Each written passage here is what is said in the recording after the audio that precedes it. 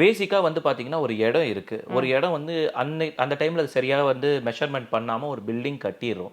But வரைபடத்துல இவ்ளோ சதுர அடி தான் இடம் அப்படின்னா, அந்த வரைபடத்துல இருக்கிறது தான் உண்மையான அளவா? இல்ல உண்மையா பில்ட் பண்ணியிருக்க ஏரியா தான் உண்மையான விஷயமா எடுத்துப்பாங்களா மேடம்? ஒரு ரிஜிஸ்ட்ரேஷன் இல்ல அப்ரூவல் போகும்பொழுது? உங்க வரைபடத்துல என்ன இருக்கோ அது மட்டும் தான் நீங்க கட்டணும். சப்போஸ் உங்க டாக்குமெண்ட்ல எவ்வளோ எக்ஸ்டென்ட் உங்களுக்கு இருக்கோ அந்த எக்ஸ்டென்ட்டுக்கு தான் நாங்க வந்து எல்எஸ் வந்து ஒரு டிராயிங் உங்களுக்கு பண்ணி கொடுத்துருப்போம்.